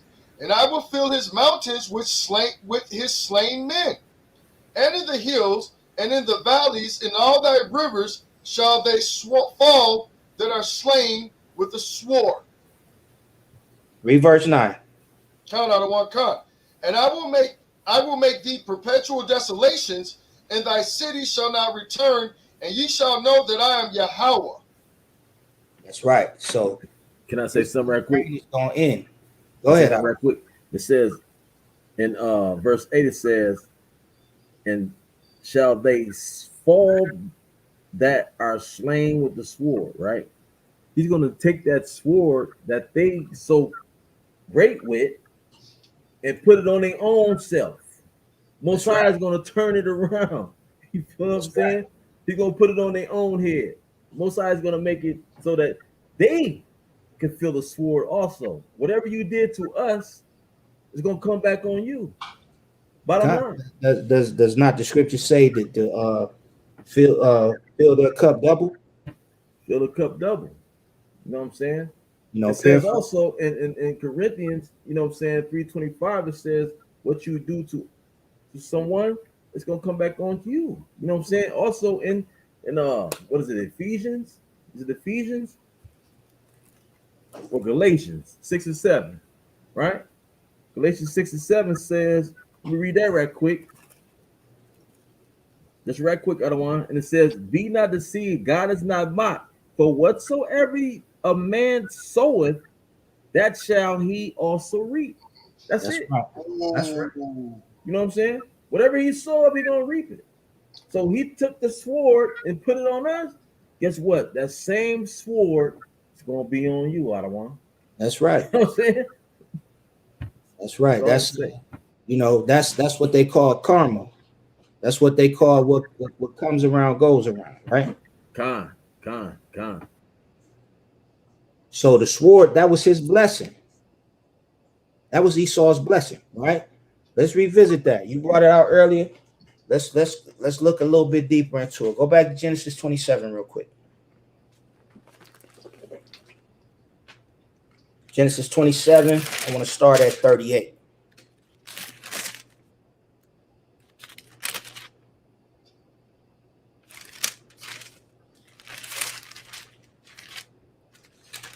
You got it on Zion? Now why you want me to get it? I'll read it. Okay, come. Genesis 27, start at verse 38. And Esau said unto his father, hast thou but one blessing, my father? Bless me. I got it. It's like it. I'll read it for you. It says, go ahead, Adam. Genesis 27, verse 38. It reads, it says, and Esau said unto his father, hast thou but one blessing, my father? Bless me, even me also, O my father. And Esau lifted up his voice and wept. Verse 39. And Isaac his father answered and said unto him, behold, thy dwelling shall be the fatness of the earth, and of the dew of the heaven from above. Verse 40. And by thy sword shalt thou live, and shalt serve thy brother, and it shall come to pass, when thou shalt have the dominion, that thou shalt break his yoke from off thy neck. Read 41. Verse 41. And Esau hated Jacob because of the blessing wherewith his father blessed him. And Esau said in his heart, the days of the mourning for my father are at hand. Then will I slay my brother Jacob. And hasn't that what Esau's been doing to Jacob ever since? God. Sowing and slaying Jacob. We just brought out that perpetual hatred. Right here in 41, it say Esau hated Jacob. Mm-hmm. But then we went to Ezekiel 35, where it showed you that he had a perpetual hatred. The word perpetual means ongoing, never ending. He has a never ending hatred for Jacob. Right. So how did he get all of this land? How did he end up living or dwelling on the fatness of the earth? By the sword, right? Because you got to think about it, man. I mean, No matter how much credit Esau likes to take, no matter how much credit or how smart the white man thinks that he is, he has never invented anything outside of long-range weapons and pharmaceutical drugs. That's it. And both are used for warfare, right? Okay. You know, you try to say that other people that we're murderers, that we're evil, that we're thieves. No, he's stolen whole nations of people. Like, come on, man. He stole a nation of people. He stole continents of land. And when it comes to bloodshed or murder or killing, come on, man. Look at Margaret Sanger. Look at Margaret Sanger, man. How many deaths has been at the hand of Jacob or tribes of Israel at the hands of Planned Parenthood? Million. Just think about it. Even today, look at the CDC or the FDA that they approve for bad foods to come into our community and plague us with cancer, with diabetes, with high blood pressure. These are all other ways that they're killing Jacob because of their perpetual hatred for us. You could just look at the distribution of birth control, bro. The distribution of birth control pills, I believe, is reached, I think, 20 billion birth control pills. But they have new methods. He's gonna make his ways crafty. Right. They got new methods like the shot. You can take a shot and it hold it down for a year. You know what I'm saying? That you don't have to have birth. It's all crafty counsel. Yeah. It's all crafty counsel to kill who? Jake, right? Okay. They try to say Jake. Let's get that right quick. Can we get that? What's that? Psalms 83. Let's go there. Because you just brought out Esau, right? Esau is the father of the Edomites. Psalms 83. Right. Let's go to Psalms 83. Bring that out right quick. Because you're bringing up crafty counsel. So we gotta let the people know. It's the book of Psalms 83. When we start at 1, or you want to keep? Go ahead. I'm gonna read it. I want you to you break it down. Go ahead, other one. This is the book of Psalms, chapter 83, verse 1. Keep not thou silence, O Yahweh. Hold not thy peace and be not still, O power. For lo, thine enemies make a tumult, and they that hate thee have lifted up the head. To start right there, it says, for lo, thy enemies. Remember I was talking about our enemies earlier? I was explaining who the enemy was. If you go to Deuteronomy 28, verse 68, right, in the Bible, right, it tells you who our enemy was. They're going to bring us over on ships. On ships. They're going to bring us over here on ships to Egypt. Egypt is spiritual. That's right. The same Egypt is spiritual. Okay? That's right. So he said our enemies make a tumult. They come together, they come together as a congregation. They come together and plot against us. And they that hate thee have lifted up thy head. Read on. Verse 3. They have taken crafty counsel against thy people and consulted against thy hidden ones. This whole Bible is about the children of Israel, man. The hidden ones, okay? The hidden ones against thy people. Who's God's people? If you go to Matthew, is it 2 and 6? That's right. Matthew 2 and 6, it says who his people is. That's right. Okay? So they're taking captive counsel against thy hidden ones. Who his people? Thy people? The Most High's people is the Israelites. Read on. They have said, come and let us cut them off from being a nation. That's what they're trying to do. Cut us off. They don't want us because they know that we are more advanced people. We are a special people. Deuteronomy 7 and 6 calls us special. We're more advanced. If you go to Genesis 25, 25 and 20, what, 23? Yep. It Start tells around you that 23. we're stronger, we're better than all these other nations, man. Okay, read on. That the name of Israel may be no more in remembrance. That's what they then they do that. That's what happened, right? That's exactly what happened. That's why we call ourselves African Americans today. There you go. That's why we call ourselves black. That's why we call ourselves Negroes. That's why we call ourselves thugs, Mexicans. savages. You don't call ourselves Benjamin, do we? Nope, Call not unless, ourselves Levi, not unless do that's what your mama names you. That's we? Right. you know what I mean. That's the only way you gonna call yourself Con, because you don't con, understand that, right? con. I want to Right. jump back. I want to jump back into a little bit of history of the treaties being broken, right? Hey, Go ahead. Go ahead. real quick, King, if you don't mind, real quick.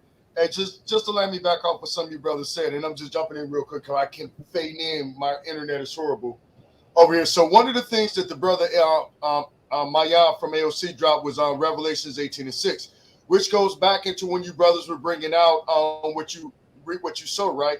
Revelations 18:6 says reward her even as she has rewarded you, and double unto her double according to her works, in the cup which she has filled to her double, right? So I was sitting here struggling because I heard this precept just recently, and I struggled to find it, but I found it. So let me get this right?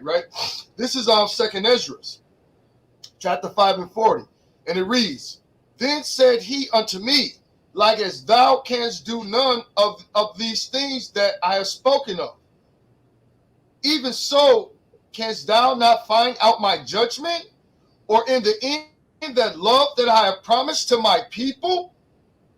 And behold, and I said, "Behold, O Yahweh, yet art thou near unto them that be reserved till the end. And what shall they do that have been before me, or we that now be now," meaning those that exist this day, right? "Or they that shall come after us." In verse 42, and he said unto me, "I will liken my judgment unto a ring." Full circle. Karma, what goes around comes around. What you reap is what you sow. The Most High in 2 Ezra 5 and 42, and he said unto me, "I will liken my judgment unto..."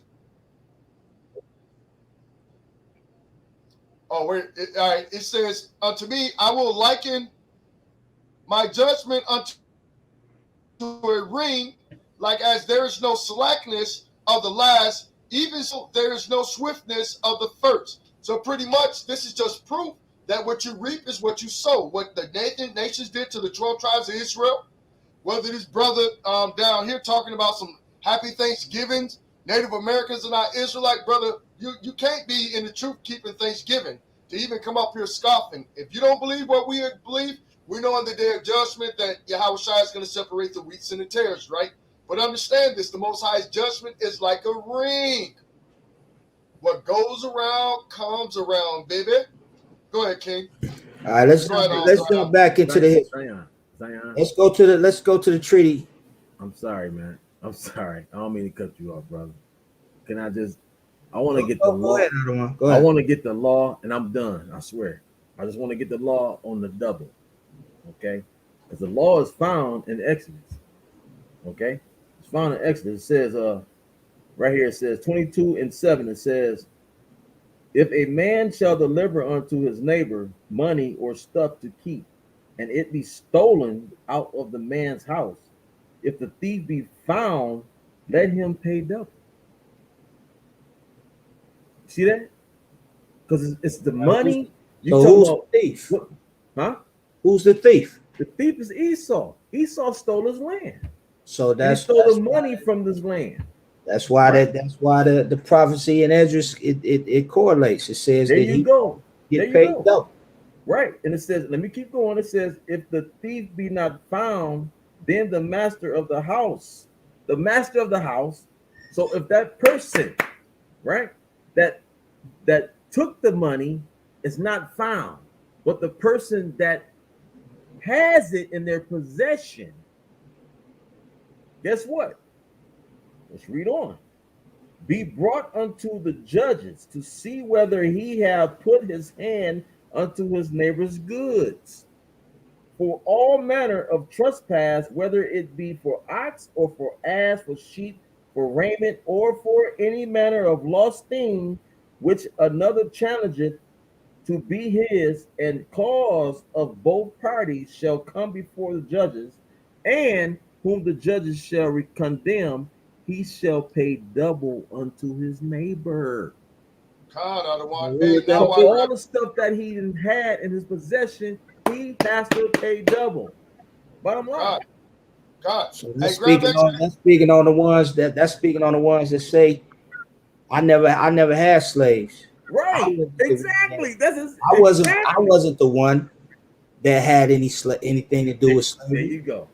I didn't kill the Indians. I That's wasn't. right. That was my ancestors that did that. But you got all these riches in your possession, right? You got everything in your possession. That's the law. The law of the Most High. You broke the law. That's it. You know what I'm saying? That's it. So that's all I want to. That's all I want to say. I don't want to. Go ahead. Go ahead with Hey, your real lesson. quick, just before you go there, grab Exodus 21 and 19, just to precept that up, and then we're gonna give it to Zion. Mhm. Exodus 21:19, just to land me back off of that. I love when we do classes together, brothers. You know, with our history and time going back, we can feel each other in the spirit, and it's just like jump from all of us. You know what I'm saying? Exodus 21 and 19, I believe it is.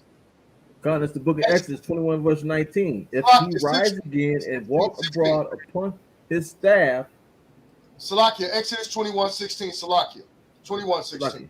There you go. And he that stealeth a man and selleth him, or if he be found in his hand, he shall surely be put to death. Close the book up right there. I mean, that's plain. That's plain right there. You want to expound on that other one? Go ahead. Hey, we don't have to, man. The scriptures already expounded on it. When we went There you out of go. Ezra with There you go.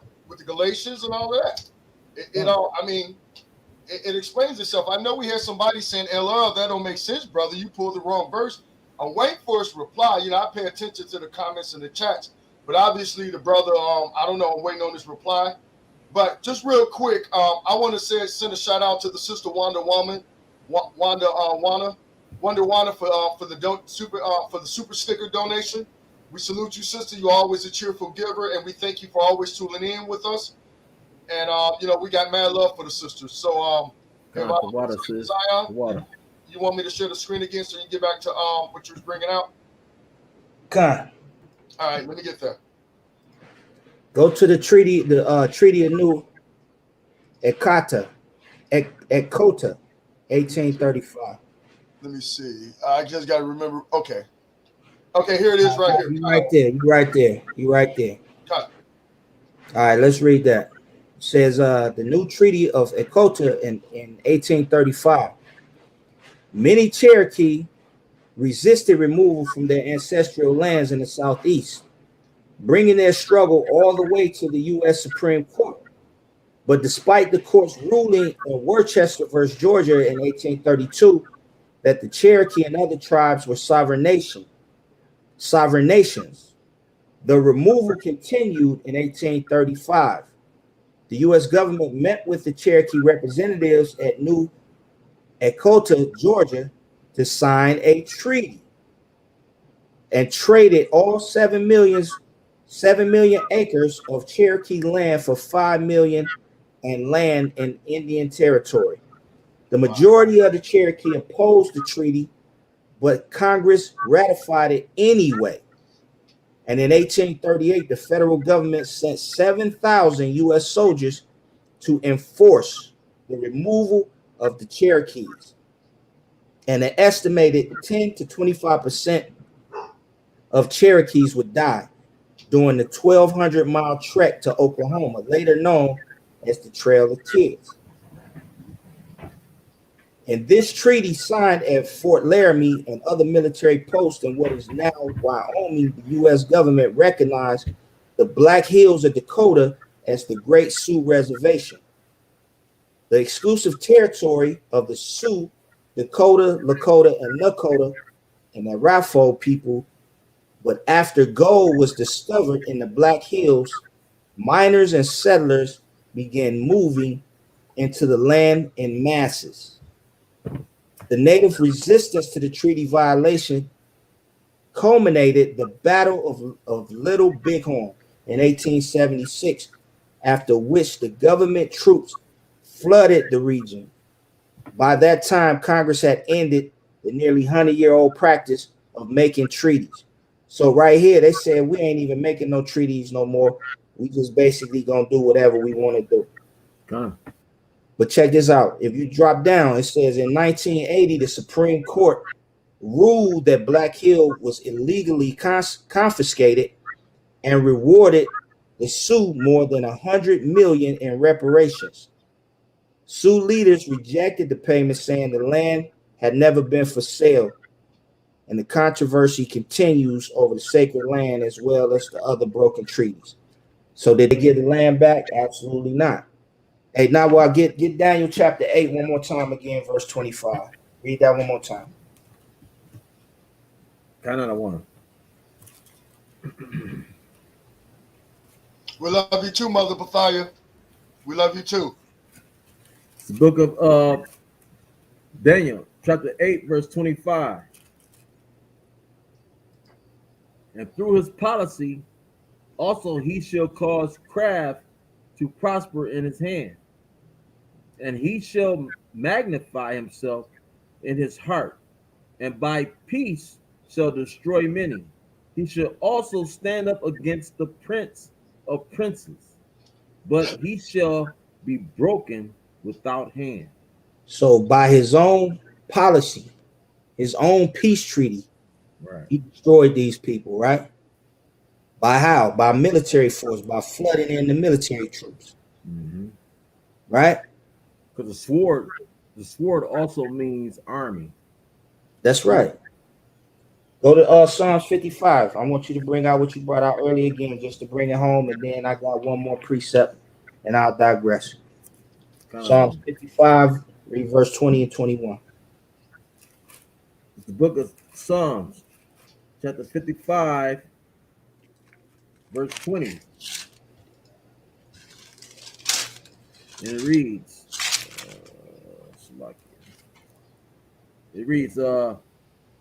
he hath put forth his hand against such as be at peace with him. He hath broken his covenant. Verse 21. The words of his mouth were smoother than butter, but war was in his heart. His words were softer than oil, yet were they drawn swords. That's right. So just like we went into Genesis 27 and we showed that Esau's blessing was the sword, this is what you're celebrating when you're celebrating Thanksgiving. You're celebrating the destruction and the genocide of nations of people. Okay.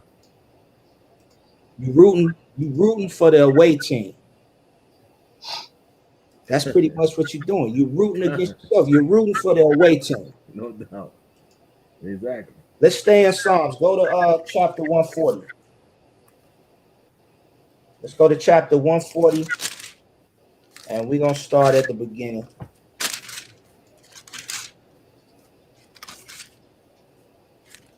At the beginning, Count out of one. This is the book Psalms, chapter 140. And it reads, deliver me, O Lord, from the evil man. Preserve me from the violent man. Verse 2, which imagine mischief in their heart. Continually are they gathered together for war. They have sharpened their tongues like a serpent. Adders, poison for under their lips. Salah. Keep me, O Yahweh, from the hands of the wicked. Preserve me from the violent man who have proposed to overthrow my goings. The proud have hid a snare for me. and cords. They have spread a net by their wayside. They have set gins for me. Salah. So we I all said, know who the violent man is, right? We all know who the violent man is. This is what his purpose is. In verse 4, it says, preserve me from the violent man who have purpose to overthrow my goings. So when we take on his position, when we take on his ideology, when we take on his philosophy, when we take on his celebrations, subconsciously, we're participating in idolatry. Okay. We're participating in idolatry. The same way Sergeant Yabatazar brought out earlier, all of the symbolism that's connected to what we call Thanksgiving today. Ghana. He's worshiping other gods and goddesses. Because you We know belong why? to the Most High Power Yahweh. We belong to Him. We are Ghana. not to put any other God before Him. And as long as we continue to do these things, we're going to continue to strive in the destruction of ourselves and the violence that the violent man keep attacking us with through medications, through alcohol, through drugs, through neighborhood violence, through miseducation. So now that you have the information, it's up to you. You can take it and run with it. If you have something you want to say, Sergeant Noah. Ghana, I want to bring out Judah because you just mentioned, you know, us worshiping other gods and things like that, right? So when you worship other gods, because the Most High is a jealous God. That's what he tells us inside of the command, inside of the Bible. He says, I am jealous. So if you're worshiping another God, I'm gonna put you in slavery because just like your father, if you out here serving another man and that's your daddy tell you don't do this, but you out here doing it, guess what? I'm gonna punish you. I'm gonna put you into something that you ain't never seen before in your life. I'm gonna make you mad at me, but I don't care because I'm trying to save you from something. I'm trying to save you from destruction. So I want to bring out Judith, right? Judith in the Apocrypha. Judith 5, verse 17, it says, and which they sinned not before their God, they prospered, because the God that hated iniquity was with them. They hated iniquity, they was with them. Okay? Because when you did what you're supposed to do, the Most High loved you. You did what you're supposed to do. Just like your father and your mother. You doing what you're supposed to do it. You know what I'm saying? I'm going to give you everything that you need, right? It says in 18, but when they departed from the way which he appointed them, they were destroyed in many battles, very sore. It's like our so-called Indian brothers, our Israelite brothers, our Native American brothers, because they went into idolatry. Okay, they worship these other gods. So guess what? They were destroyed. The Most High sent the what? Conquistadors to conquer them. That's right. Right. So it says, which he had appointed them. They were destroyed in many battles, very sore, and were led captives into a land that was not theirs. Then they go into what? They went back into Spain, then they came back. They were led away captive, just like us. We were laid captives over here into a land that was not theirs. Okay, it says, and it was not theirs, and the temple of their God was cast to the ground, and their cities were taken by the enemy. And didn't that happen in 70 AD? Our cities was taken to our enemies, gentrified. You read that in Luke, what 21? Is it 21? Right? Can't hear you, brother. I think you're on mute. Oh, Salak. I But was yeah, saying, cut. yeah. So with that, I just wanted to bring that last scripture out, or whatever y'all want to bring out. Y'all brothers want to bring out something? Go ahead. Let me just jump in real quick. Let's jump over to the book of First Maccabees. And we Mhm. started out with verse 60, right? So what we understand is this is when the Greeks conquered our people, right? And that there were wicked men that came out of Israel that joined themselves unto the heathen, and the law and commandment from the king that we had to put away our Sabbath. We couldn't confess ourselves to be Jews and things of that nature, right? Yeah. So go ahead and grab First Maccabees 1 and 60 for me, out of one. Baba Kashab. 1 and 60. Yeah. Con, that's the book of Because this is what you gotta understand, brothers and sisters. You have a choice in what you deserve to be an idol for you. Thanksgiving is an abomination. It's a celebration of the destruction of your own people, the nation of Israel. We were in slavery, coming over on slave ships while they're doing this to our brothers and sisters. Why would you continue to celebrate something when all the information is available to you? We're in the age of information. There's no reason for us to be ignorant unless we're willing to be ignorant. But go ahead, King. First Maccabees. Con, it's the book of First Maccabees, chapter 1, verse 60. At which time, according to the commandment, they put to death certain women that had caused their children to be circumcised. Now we know circumcision is of the law. That's a commandment on the eighth day the child has to be circumcised, right? Mhm. But that we was forbid to do this. But look at how our brave women like the sister Wanda and Mother Bathia and sisters that might have been in that time. This is what they would have done. Read. Con, in 61. And they hanged the infants about their necks and rifled their houses Uh-huh. and slew them that had circumcised them. Uh-huh. Verse 62. Howbeit many in Israel were fully resolved and confirmed in themselves not to eat any unclean thing. That unclean thing is that turkey, that duck, them Mhm. ass noodles called shitterlings. That ham. Right? Ham hocks. You know what I'm saying? Ham hocks. So the reality of it is, even our people back then had the strength to convert themselves not to do any abominable works or acts or anything unclean. Read 63 for me right there, out of one. Kind of one. This is book 60, First Maccabees 1, verse 63. Wherefore they chose rather to die. To do what? Rather to die. Same thing over here in Israel. Same thing at Ambassadors of Christ. When it comes to them holy days and the precious, we rather die in the truth than to be a part of that idolatry and abomination. Go ahead. That they might not be defiled with meats, and that they might not profane the holy covenant. So then they die. Y'all know we first.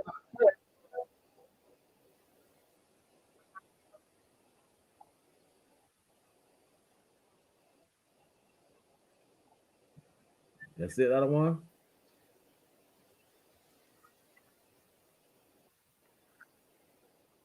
God. So we chose, so our people, even then, they chose to live for the Most High and rather keep the law, statutes, commandments, and the holy days that are written in the scriptures, which is part of our inheritance, right? So I'm going to just run through a couple of precepts real quick. We're going to go to Proverbs 15 and 26, right?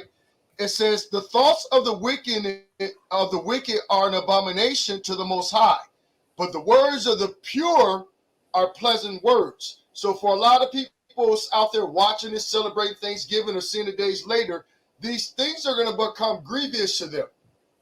Why? Like that brother in the Because it says in Proverbs 28 and 9, he that turneth his ear away from hearing the law, even shall his prayer be an abomination. So these words, these scriptures, the Most High's law, statutes, and commandments, and this wisdom,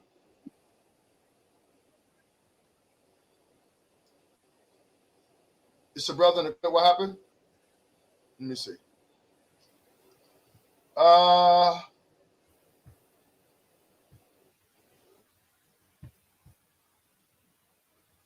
That brother breaking up, man. So this is what it is. Hey, Zion, it's lucky.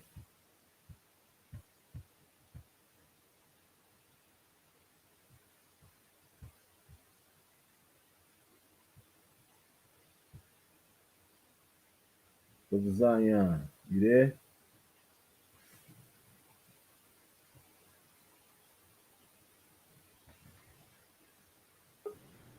It's a lot. I had to step away for a minute. Yeah, I'm back, King. Yeah, I keep having reception issues, but Salakia. I believe I was reading I believe I Yeah, just after Sergeant Zion, Sergeant Jabatazar is done, we're gonna end it. All right. this is Ezekiel 14 and 16. Therefore say unto the house of Israel, thus saith Yahweh thy power, repent and turn yourselves from your idols and turn away your faces from all your abominations.